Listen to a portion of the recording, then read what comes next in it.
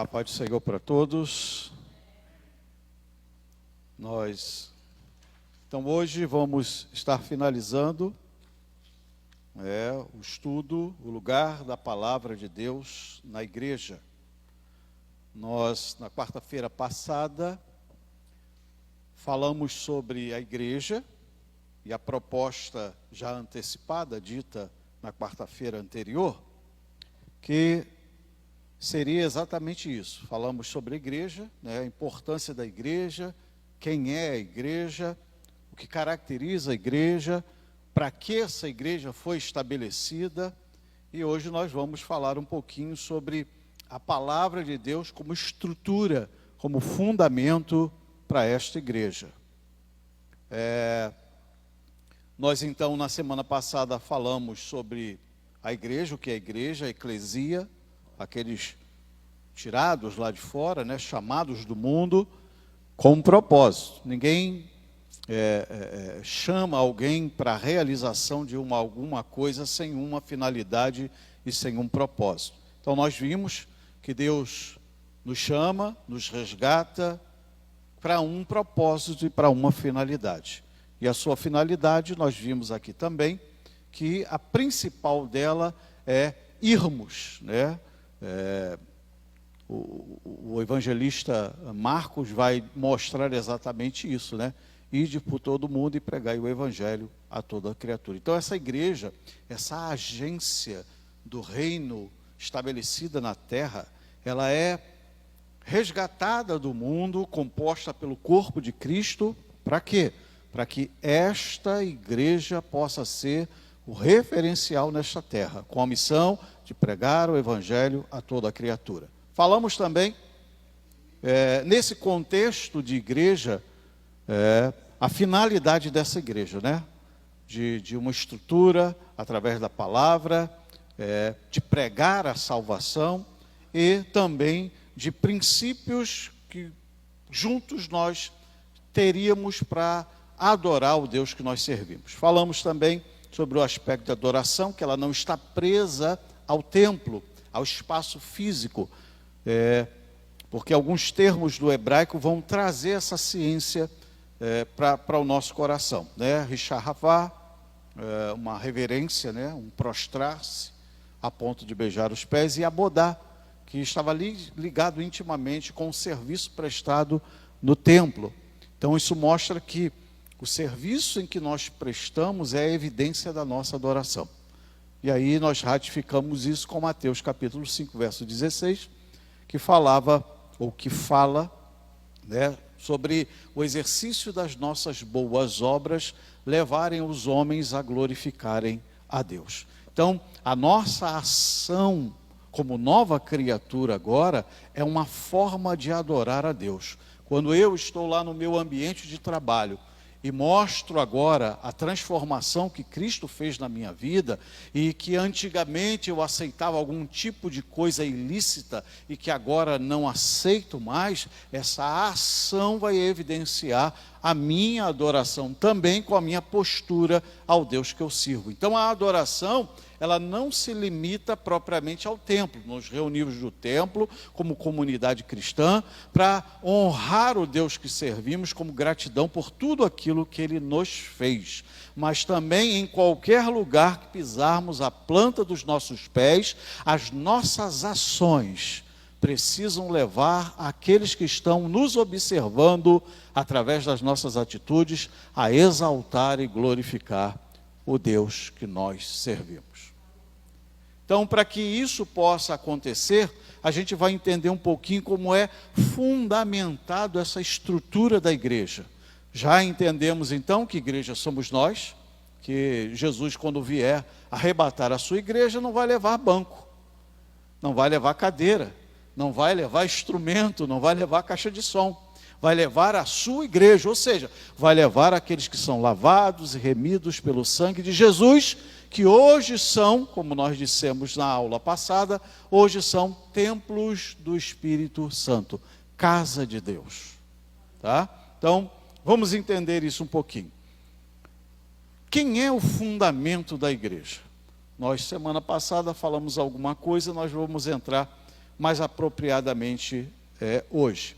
Gostaria de fazer um convite a você a abrir a sua Bíblia, o livro de Efésios, carta de Paulo aos irmãos que estavam em Éfeso, no capítulo 2, do verso 20 ao 22, a gente vai entender um pouquinho que estrutura é que realmente conduz, que estrutura é que baliza essa igreja que somos nós. O livro de Efésios, a epístola de Paulo aos irmãos em Éfeso, capítulo 2, do verso 20 ao verso 22, que diz desta forma: edificados sobre o fundamento dos apóstolos e dos profetas, de que Jesus Cristo é a principal pedra de esquina, no qual todo o edifício bem ajustado cresce para templo santo no Senhor, no qual também vós juntamente sois edificados para a morada de Deus no Espírito. Então, o fundamento dessa igreja é Jesus Cristo. Não existe outro fundamento. A base, a estrutura, os alicerces, eles são Cristo. E nós vamos entender com alguns outros versículos a mais. Então, Jesus é esse fundamento. Vamos abrir também em 2 Timóteo, segunda epístola de Paulo ao pastor Timóteo, pastor também de Éfeso, só que aqui ele não está se dirigindo propriamente à igreja, mas ao pastor dessa igreja, neste momento, que é Timóteo. No seu capítulo, segunda epístola de Timóteo, no seu capítulo 2, no seu verso de número 19, que vai dizer dessa forma: segunda epístola de Paulo a Timóteo, capítulo de número 2, verso 19. Todavia, o fundamento de Deus fica firme, tendo este selo: o Senhor conhece os que são seus, e qualquer que profere o nome de Cristo, aparte-se da iniquidade. Então veja que o fundamento é Cristo, e como é que a gente sabe que está fundamentado neste fundamento que é Cristo, que é a base dessa igreja que hoje somos nós? É exatamente essa realidade do que está botando como selo. E quando a gente fala de selo, a gente tem que entender o significado do que Paulo está falando sobre o selo. Selo é um carimbo de autorização que traz sobre aquele carimbo de autorização uma propriedade. No tempo de Paulo, em Éfeso, que era uma cidade comercial, banhada pelo mar, o que acontecia muito naquela ocasião, para que Paulo traga esse termo para evidenciar que nós temos um selo, e que esse selo se evidencia em que aquele que é de Cristo se aparta da iniquidade, se aparta do mal. O que acontecia como comércio naquele momento? Quando um comerciante iria fazer uma compra, ele geralmente vai comprar madeiras. Então ele examinava a madeira, gostava daquela madeira e separava aquela madeira para compra. O que ele fazia? Ele pagava a madeira, mas como ele não iria ou não teria o transporte adequado para levar aquela madeira no momento, ele pegava do seu selo. Os grandes comerciantes tinham um selo, que hoje a gente chama de carimbo. E ele fazia o que? Ele selava aquela madeira, colocava do seu brasão naquela madeira e dizia para o comerciante que lhe vendeu: o meu servo virá e vai buscar a madeira para mim. E aí, no momento em que o servo vinha para buscar essa madeira, ele vinha com um anel para provar que aquele selo que estava na madeira era o mesmo selo que ele possuía, para que ele tivesse autorização de levar a madeira para o seu senhor. É exatamente essa analogia que se faz do Espírito Santo em nós. Ele selou a nossa vida. Mas o dono ainda não veio buscar a madeira. Terá um momento que ele dará ordem, mas essa madeira só sobe que tiver o selo de comprovação de que foi ele que pagou o preço para comprar aquela madeira.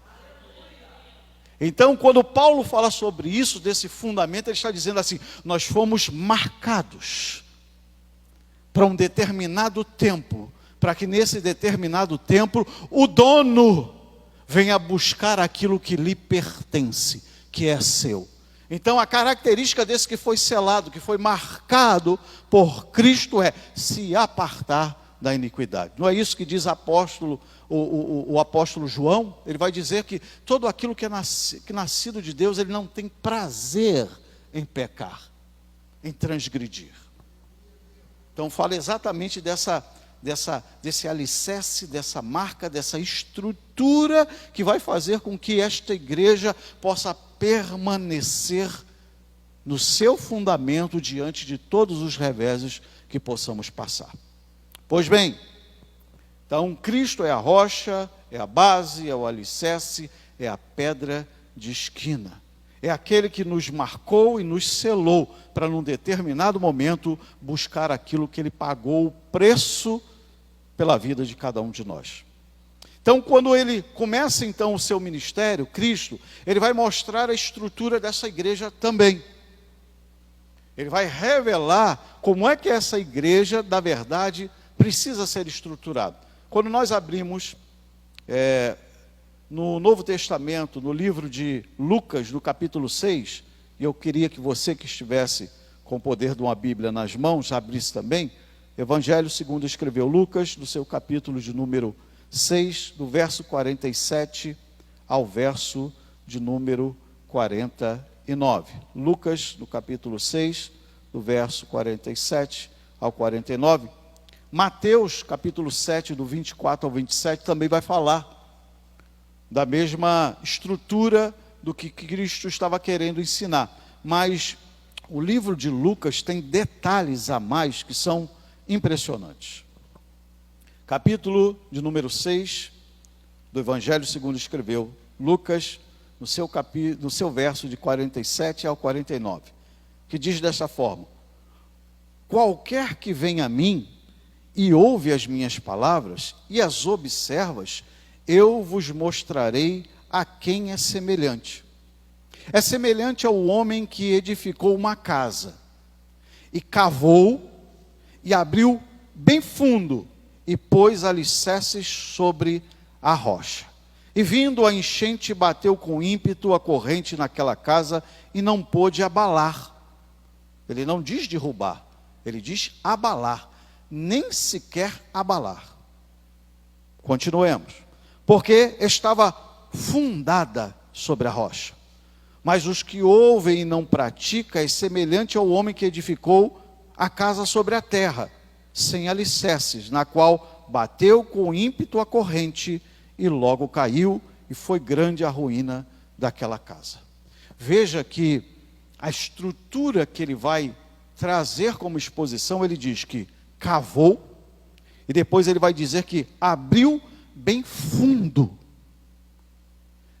Isso aqui está implícito de que vai necessitar de esforço e vai necessitar de tempo, para que esse fundamento possa ser uma verdade sobre as nossas vidas, para que, independente de qualquer circunstância, não haja sequer, não é quebra, ruptura, sequer abalo.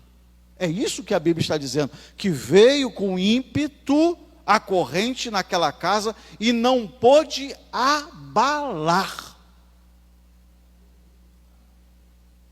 Não moveu, a estrutura não sentiu a pancada.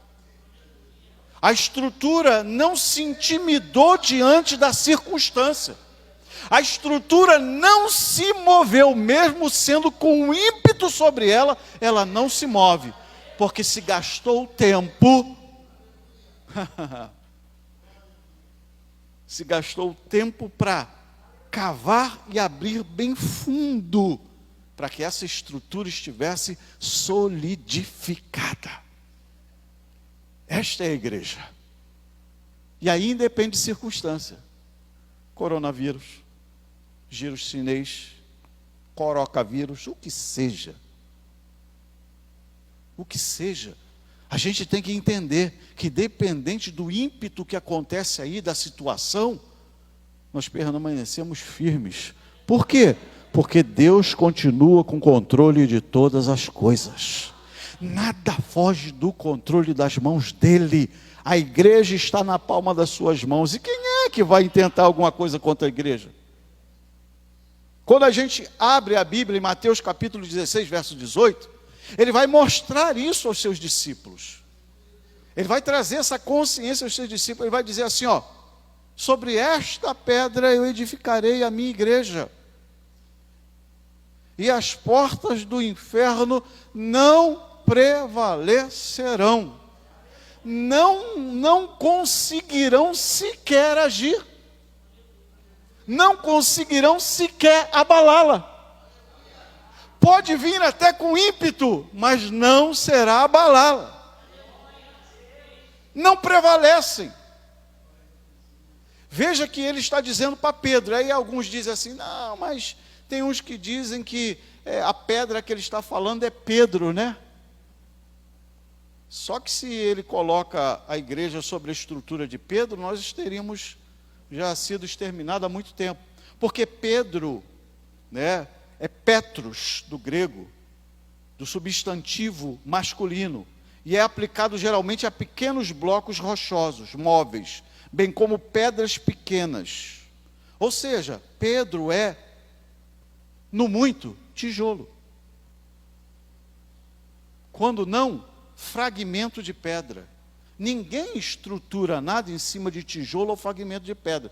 E isso é bem característico da nossa região, né? Do nosso estado. Você pega uma comunidade e às vezes a pessoa não bota nem alicerce. Ali mesmo ele faz uma base e começa a levantar o tijolo. Sem alicerce, sem estrutura nenhuma. E aí, em função de estar no encosto, em função das chuvas, em função de muitos fatores, acaba desmoronando tudo e vindo tudo abaixo. E aí a ruína, como diz o texto, é imensa. Casas construídas sem alicerce. E aí Jesus está dizendo, ó, sobre esta pedra eu edificarei a minha igreja. Ele não está falando Petros, ele não está falando de Pedro, porque Petros é fragmento de pedra. Ele está falando sobre Petra, sobre esta rocha. Ele está falando sobre algo que é grande, rocha grande e firme, não pode ser movida, não pode ser removida, não pode ser, mesmo com a função da erosão, do tempo, da chuva, da água, da circunstância, não pode ser corroída e não pode ser removida.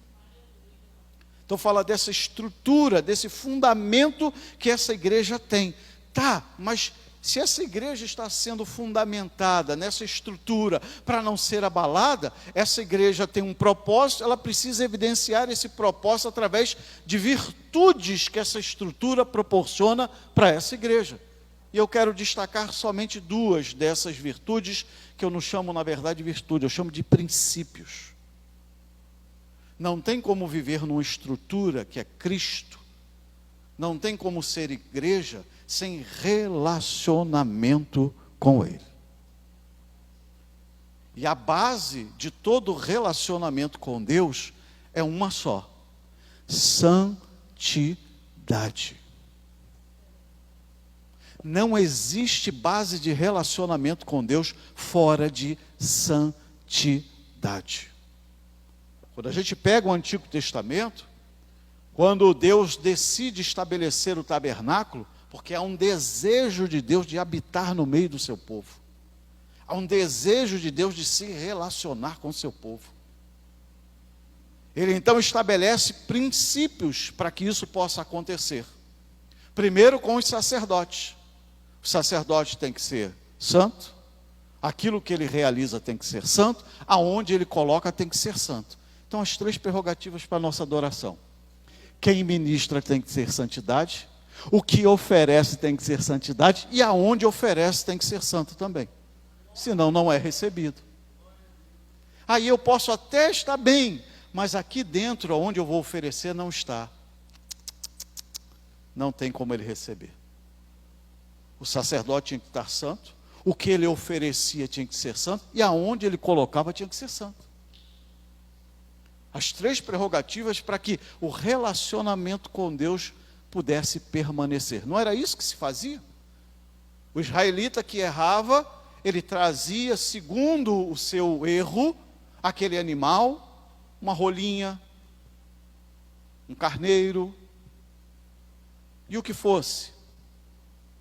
Apresentava na porta da tenda, colocava as suas mãos sobre o animal e confessava os seus erros. O sacerdote entrava e apresentava aquilo como um sacrifício a Deus para cobrir o pecado daquele e ele ser de novo restaurado ao arraiar para ter relacionamento com Deus.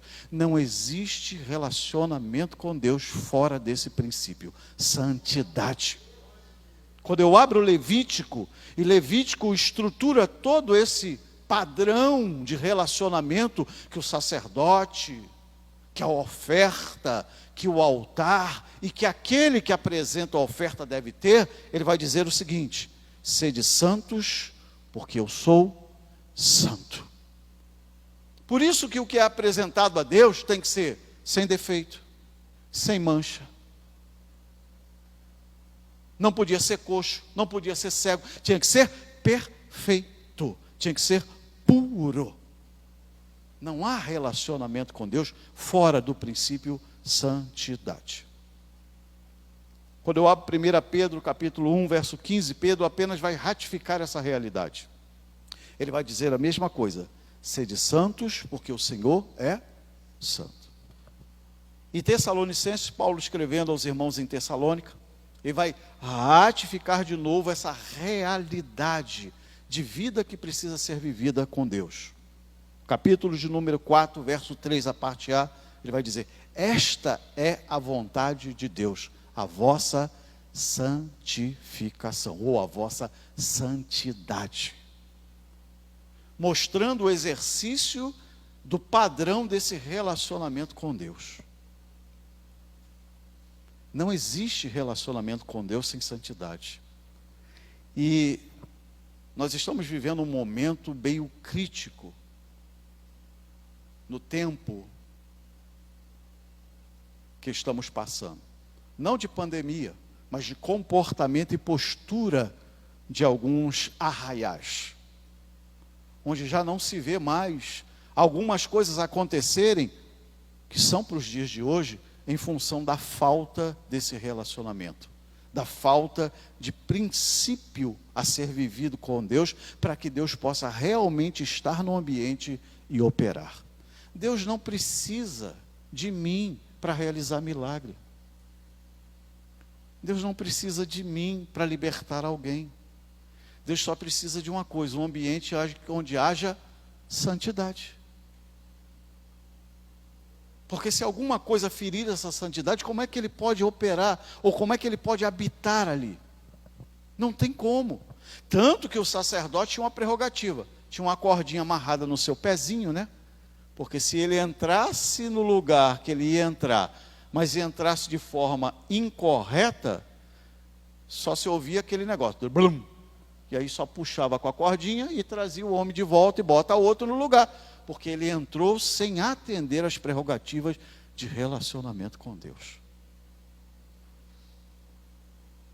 Santidade exige preparo, santidade exige esforço, santidade exige tempo com Deus, santidade exige renúncia, santidade exige posicionamento. Na bandecia, núria, cálio, cóbia, núbia, para que Deus possa operar. Nós somos uma geração que pede, faz chover, mas cadê a chuva? Israel está reclamando, 3 anos e meio sem chuva, né? E dependia da terra, porque se a terra não produzisse, eles não tinham como se alimentar. Acabe e fica desesperado, manda correr a terra todinha atrás de Elias, porque Elias traz aquela palavra: sobre a minha palavra não choverá 3 anos e meio, para que se saiba quem é Deus. Mas quando aquele homem de Deus, que tinha relacionamento com Deus, que tinha intimidade e relacionamento à base da santidade, diz assim: Se eu sou, e se o Senhor está me ouvindo, recebe aí isso que eu estou oferecendo.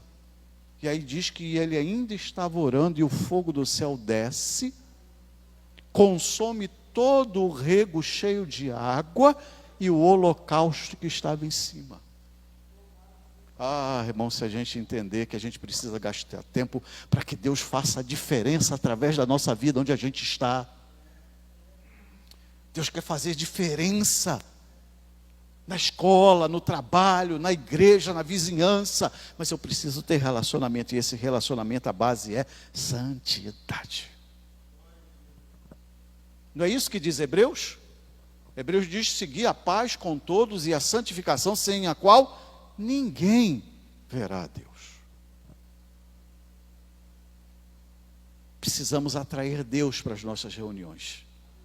As nossas reuniões não podem ser simplesmente algo programado pela gente. Fulano vai cantar esse hino, fulano vai fazer isso, fulano vai fazer aquilo. A gente tem que deixar e permitir Deus vir para ele dizer assim: o culto vai ser desse jeito, e conduzir a coisa e realizar o querer dele. Quantas e quantas vezes no passado eu participei de cultos e todo mundo, não, vamos fazer isso, vamos fazer aquilo, vamos fazer, daqui a pouco, na hora H, acabou, não vou fazer nada daquilo, porque Deus conduzia de uma maneira. Por quê? Porque ele sentia prazer de estar naquele ambiente. Havia um prazer daqueles que estavam ali de permitir Deus agir naquele ambiente e operar segundo a vontade dele. Relacionamento com Deus.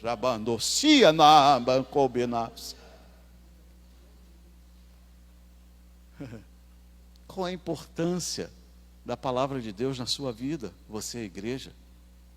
Santidade. Precisamos voltar a um relacionamento com Deus. Às vezes a gente pega a palavra para ler só quando vai trazer uma palavra, porque recebeu a incumbência de um ministro de trazer uma palavra como saudação. Aí a gente já pega a Bíblia e vai analisar alguma coisa para falar. Ou porque a gente tem essa incumbência, a gente vai orar um pouquinho para que Deus possa ter a graça de nos usar como instrumento. Não é esse tipo de relacionamento que Deus quer. Deus sente desejo que a gente guarde tempo para relacionar-se com Ele. Veja que o texto ia dizer, né? Ele cavou e abriu bem fundo. Tempo e esforço. Tempo e esforço.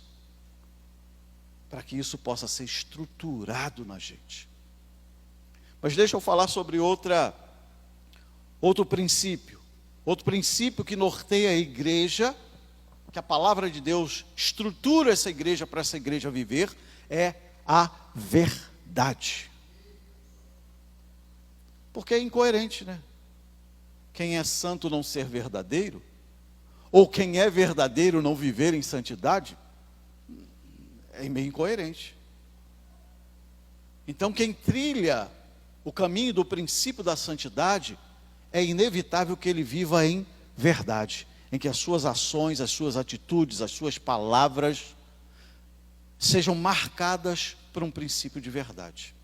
Quando eu abro a Bíblia, em João, o Evangelho de João, capítulo 17, verso 17, essa realidade vai ser vivida. Jesus está orando na sua oração em favor dos seus discípulos. Pai, santifica-os na verdade. A tua palavra é a verdade. Então esta palavra, ela é quem gera em nós essa verdade. Ela é que vai gerar em nós essa santidade através do relacionamento.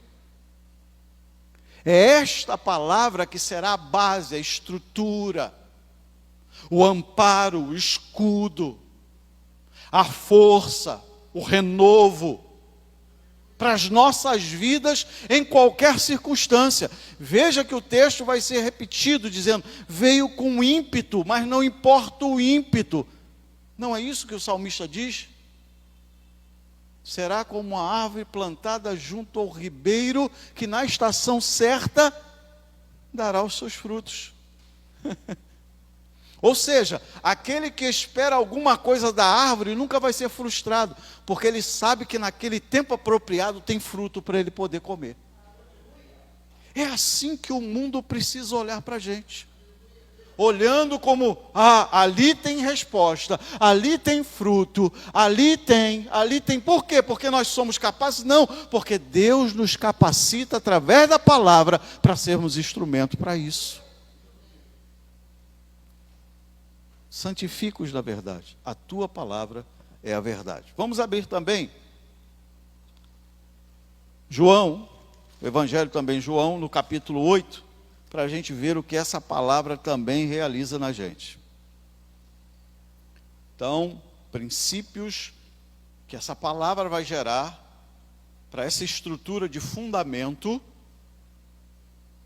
em nós que somos a igreja. E aí a gente pergunta, Jesus era santo?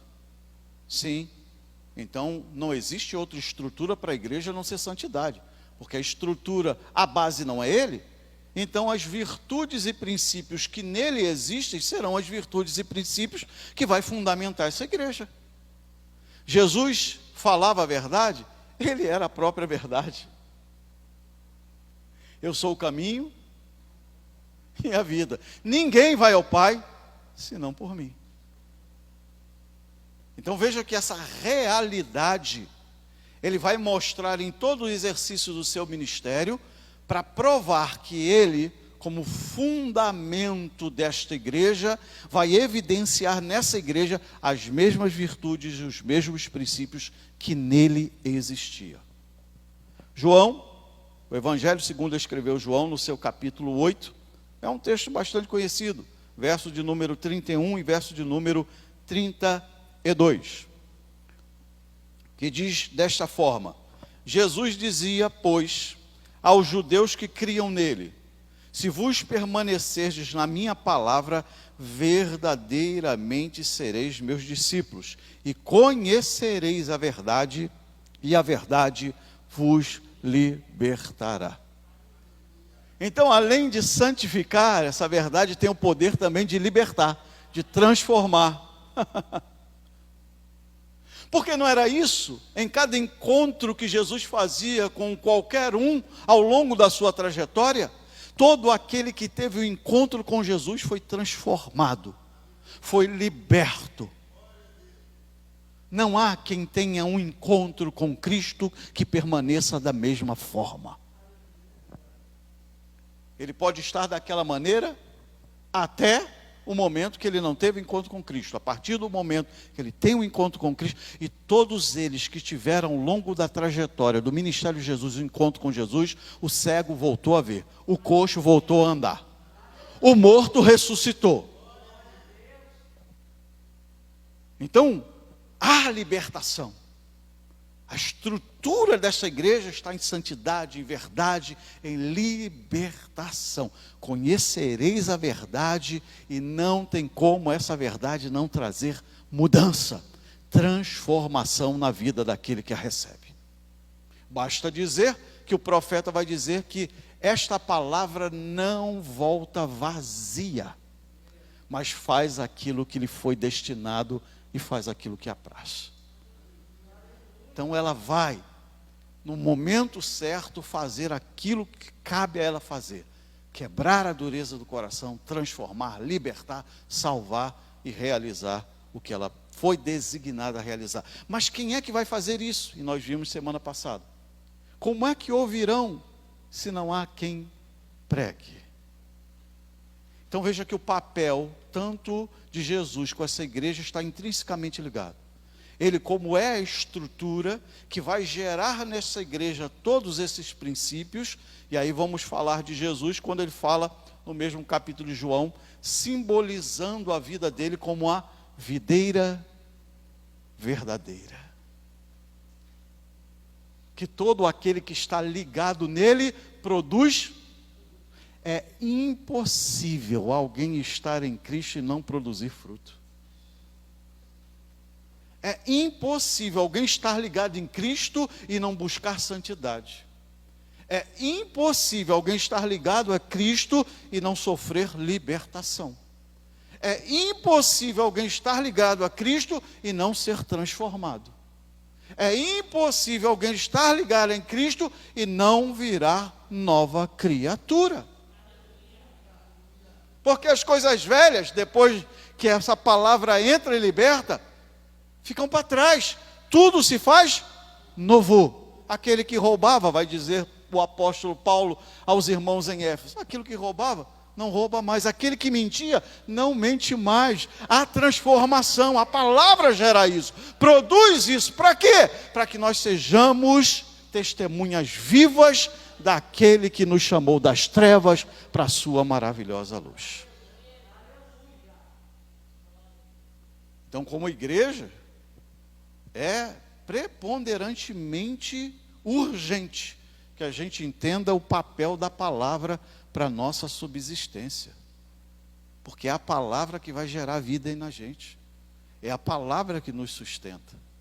Me perdoem até falar, mas você pode ter uma voz linda e louvar muito. E não estou aqui me referindo, claro, às moças que louvaram aqui. Mas o que dá estrutura para você no momento da prova, não é se você canta bem. É o quanto você tem de alicerce através da palavra. O que vai fazer a diferença no momento de adversidade, veja que Jesus, quando traz o ensinamento sobre o fundamento, ele vai dizer, virá com ímpeto. Mesmo com ímpeto, não sequer abalará a estrutura, porque estava fundamentada na rocha. Eu posso até louvar, e louvor é importante, porque é, na verdade, o reflexo da minha gratidão por aquilo que Cristo me fez. E o adorador vai ser medido não por aquilo que ele louva ou adora. O adorador é medido pela dimensão da gratidão que ele tem. Por isso que às vezes tem pessoas que não entendem quando vocês estão adorando. Que isso? Para que isso? Aí alguém lá atrás, aleluia, Jesus, eu te amo. Para que isso tudo? É a dimensão da gratidão que ele sente. Vai ser a dimensão da adoração que ele vai prestar. Qual é a dimensão da sua gratidão? Doré, Bendácia, Du, Ekébia. Qual é a dimensão da sua gratidão? Vai ser a dimensão da sua adoração. E às vezes a gente não entende isto, sem entender que nós somos a igreja, que precisamos adorar lá. Não aqui, quando estamos todos juntos. Aqui é muito fácil. E deixa eu dizer outra coisa. Sal não salga dentro do saleiro. Sal só salga fora dele.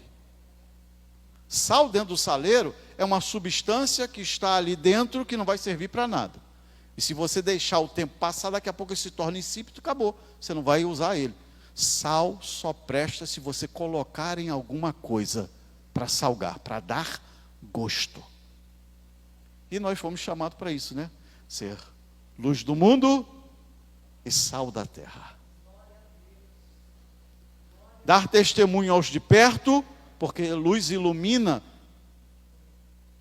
num espaço, às vezes, menor. Você pega o poste da esquina e ele vai iluminar só uma circunferência de espaço. Mas o sal não. Bota sal no arroz para você ver o que acontece. Salga o arroz todo. Bota um pouquinho de sal a mais para você ver. Joga tudo fora que não presta mais. Dá gosto. O sal, além da propriedade de dar gosto, ele conserva o alimento. E viu? Você foi chamado, além de dar gosto ao que está lá, preservar aquilo que Jesus gerou em você aqui. Então, sal preserva o que Jesus fez na sua vida, para dar gosto àquele que está ouvindo você falar, que está ouvindo você caminhar, está vendo você testemunhar, está olhando para você, porque nós somos observados todos os dias. E precisamos dar um testemunho eficaz, como sal da terra, como luz do mundo, para que o nome do nosso Senhor seja engrandecido e glorificado. Deixa eu terminar aqui falando exatamente desse fechamento aqui. Deixa eu falar sobre uma cidade Josué está no final da sua caminhada na Terra Prometida. Passou por muitas realizações, conquistou muitos territórios. Lá no início, teve muito medo, porque Moisés morreu. E Moisés era reconhecido por todo o povo como um homem que falava face a face com Deus. E agora, dar prosseguimento aos grandes realizações que Moisés fez. Poxa, só o Egito foi destruído com as pragas. Isso sobre a tutela de Moisés e a ação de Deus. E agora ele tem que conduzir todo esse povo para tomar posse da terra prometida. E aí Deus então chama Josué, fala com ele, encoraja, e ele vai adiante. E a primeira coisa que Deus faz para poder trazer a atenção do povo e mostrar que Deus é com Josué, tem o primeiro desafio.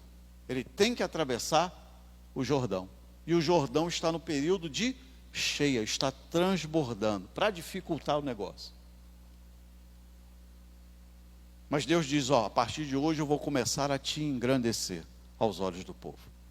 E Deus então dá ordem, manda ir adiante os sacerdotes, com a arca sobre os ombros, e quando os sacerdotes começam a pisar na beira do Jordão, diz o texto, as águas se avolumam lá uma distância e ficam paradas, e o povo passa a pé enxuto.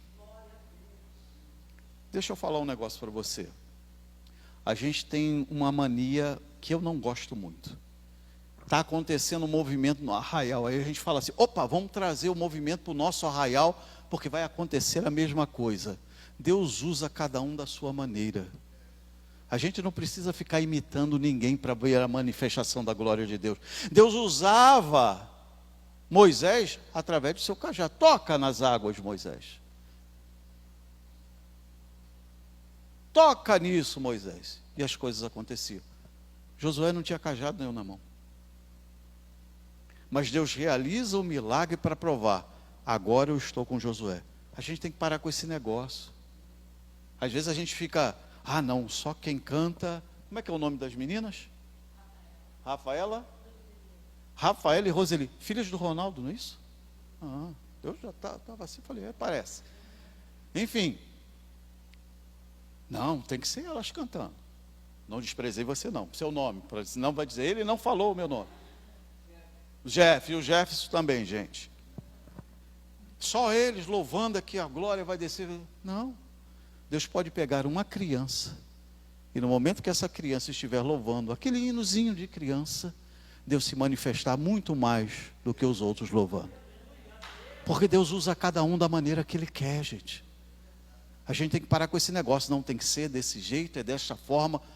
Com Deus não tem isso. Deus usa quem Ele quer, como Ele quer, a hora que Ele quer. E aí Josué então realiza as conquistas, mas agora está chegando o final. Josué vai partir para a eternidade.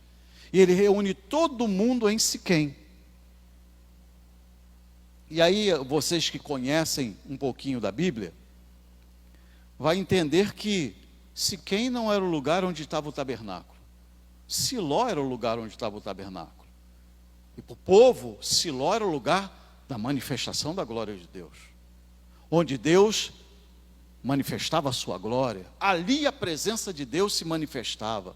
Por que Josué então não leva todo mundo para Siló, onde a manifestação da glória de Deus é notória? Onde ali realmente vê Deus descendo sobre o propiciatório, sobre o tabernáculo, a coluna de nuvem, o fogo descendo, e Deus então se faz presente no meio do povo. Josué então chama todo mundo para Siquém. Por quê? Porque Josué quer trazer à memória do povo todos os grandes feitos de Deus, para que o povo a partir de então não se desvie da presença dele. Veja que o relato de Josué é, alguns servem isso, alguns servem aquilo, alguns dizem que estão servindo tal, eu e a minha casa serviremos ao Senhor. Então ele chama todo mundo, porque Siquém era uma região marcada por grandes acontecimentos para Israel. Quando eu abro a Bíblia, no capítulo 12 de Gênesis, versículo 7, lá está Abraão. E Abraão levanta um altar a Deus, porque Deus fala com ele, vai determinar o progresso do desenvolvimento do que Deus tem na vida de Abraão. E Abraão então ergue um altar. E aquele lugar é marcado como um lugar de encontro. O interessante é que, aonde ele estabelece o altar, está entre Betel e entre Ai. Abraão tinha opção. Betel, casa de Deus. Ai, a ruína. Nós sempre teremos a oportunidade de Deus para escolher se queremos realmente entregar a vida ou não. Ele então ergue o altar em Betel e se estabelece um encontro marcado. E aí fica caracterizado: Siquém é lugar de encontro com Deus. Jacó, nas suas peregrinações, está voltando. Capítulo 35, verso 2 e verso 4. Jacó então diz assim: espera aí, vamos fazer uma coisa. Todos os pendentes, todos os deuses, todos os terafins que vocês carregaram desde lá de onde vocês vieram, vamos deixar tudo aqui. A partir daqui em diante, nós não vamos levar nada que possa prejudicar a nossa relação com Deus. E ficou marcado como um lugar de renúncia, como um lugar de libertação. Aonde era esse fato? Em Siquém. Siquém é lugar de encontro com Deus. Siquém é lugar de renúncia. Siquém é lugar de libertação. E a gente prossegue. Moisés, Deuteronômio capítulo 27, verso 9, verso 12, verso 13. Moisés vai estabelecer princípios para que quando esse povo tome posse da terra prometida, entenda que esses princípios têm que ser vividos para relacionamento com Deus. Então ele vai para de fronte do monte Ebal e do monte Gerezim. E ali impetra a bênção no Gerezim e a maldição no Ebal. Aonde foi isso? Entre Ebal e Gerezim está Siquém. Siquém, além de ser lugar de encontro com Deus, além de ser lugar de renúncia, além de ser lugar de libertação, também Siquém é lugar de instrução, porque ele ali sai, lê toda a lei novamente, porque toda essa geração havia atravessado o deserto, e aquela geração antiga havia morrido, para que essa geração nova pudesse tomar posse da bênção. Então Siquém era lugar de instrução também. E para a gente encerrar, José ainda está no Egito, ainda é o segundo homem, mandando tudo, quase mandando em Faraó. E aí José deu uma palavra para os seus irmãos: olha, eu sei que eu vou morrer, mas eu não quero que se enterre os meus ossos aqui. Eu quero que enterre os meus ossos lá, aonde vocês vão tomar posse. Que homem tremendo. Um homem íntegro, um homem firme, um homem temente a Deus e um homem de visão. Deus vai dar a terra e eu não quero que bote os meus ossos aqui, eu quero que bote lá. Um homem que tinha convicção daquilo que Deus tinha na vida dele. E aí quando eu abro o mesmo livro de Josué, no seu capítulo 24, verso 32, eu vou estar na cidade de Siquém. E o que acontece na cidade de Siquém? Lá se enterra os ossos de José. Siquém também é lugar, sabe de quê? De testemunho, de exemplo. Siquém é lugar de encontro com Deus. Siquém é lugar de renúncia e libertação. Siquém é lugar de instrução. Siquém é lugar de testemunho e de exemplo. Aonde é Siquém, irmãos? Se Siló, onde está o templo, se quem onde é? Deixa eu trazer para os nossos dias, para me encerrar, para te abençoar. Se quem é a nossa casa. Siló é a nossa igreja.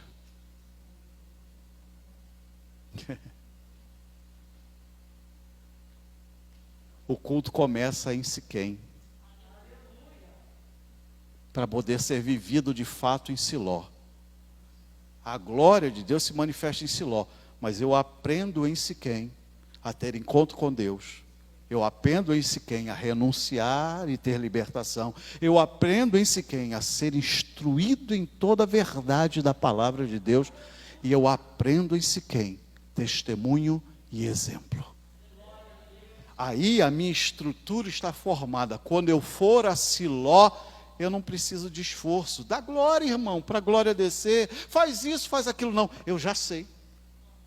Eu já estou estruturado. Quando eu entro pelas portas de Siló, eu já entro para quê? Para adorar Ele. Para render a Ele o que é digno. Louvor, honra, glória, adoração. Porque eu já estou estruturado em Siquém para prestar a verdadeira adoração em Siló. Por isso que muitas das vezes um monte de gente em Siló parece que está perdido, né? Onde estou? O que estou fazendo? Porque não aprendeu as etapas de Siquém.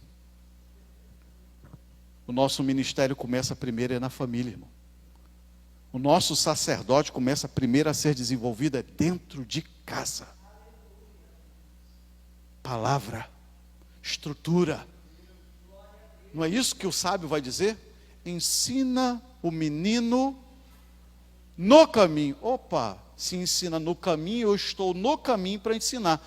Exemplo, testemunho. Se ele vê na minha vida um homem que ama a palavra, você pode ter certeza que ele também vai amá-la. Se ele vê na minha vida um homem de oração ou uma mulher de oração, pode ter certeza que ele vai ser um homem, vai ser uma moça de oração, porque está vendo o exemplo dentro de casa. Se quem foi feito para isso, para preparo, para que a gente possa realmente estruturar, para quando chegar em Siló, a gente prestar a verdadeira adoração.